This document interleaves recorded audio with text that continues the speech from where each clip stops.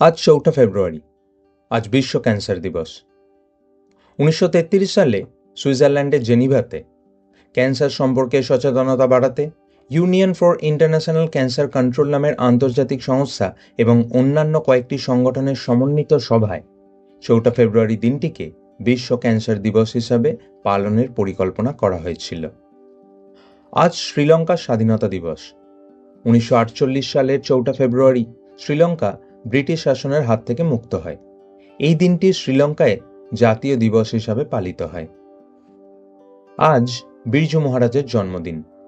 কত্থক নৃত্যের কিংবদন্তি শিল্পী হিসেবে পরিচিত হলেও ধ্রুপদী সঙ্গীতেও তার দক্ষতা ছিল অসামান্য।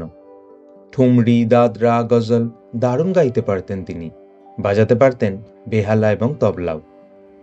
আজ পণ্ডিত ভীমসেন যোশীর জন্মদিন। শুধুমাত্র উপযুক্ত গুরু খুঁজবেন বলে বাড়ি ছেড়ে চলে গিয়েছিলেন গোয়ালিয়রে। ভারতীয় হিন্দুস্তানি ধ্রুপদী সঙ্গীতের এক উজ্জ্বল জ্যোতিষ্ক তিনি। তাঁর গলায় ঠুমরি, দাদরা, খেয়াল এমনকি ভজন গানও অসামান্য রূপ পেত। আজ পদার্থবিজ্ঞানী সত্যেন্দ্রনাথ বসুর মৃত্যুদিন। তিনি মাতৃভাষায় বিজ্ঞান চর্চার প্রসারের জন্য আজীবন পরিশ্রম করেছেন। বোসন কণা, বসু আইনস্টাইন পরিসংখ্যানের মতো বিজ্ঞানের জগতে আরও প্রভূত অবদান থাকা সত্ত্বেও নোবেল পুরস্কার থেকে বঞ্চিত ছিলেন।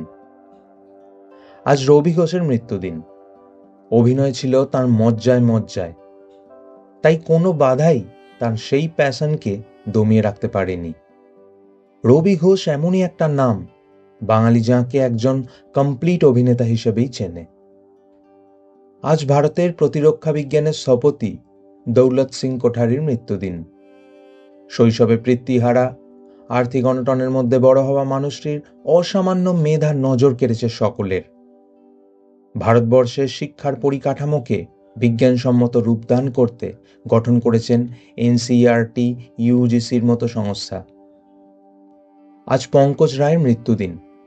প্রথম বাঙালি ক্রিকেটার হিসেবে সেঞ্চুরি করেছিলেন ক্রিকেটার পঙ্কজ রায়। ৪ঠা ফেব্রুয়ারি আজকের বাছাইতে আপনাদের জন্য রইল এই তথ্যগুলো। এই তথ্যগুলো বিস্তারিত পড়তে সববাংলায়.com সাইটে আজকের বাছাই পোস্টটি পড়ুন এবং আজকের দিনের আরও অনেক তথ্য জানতে আজকের দিনে বিভাগ দেখুন।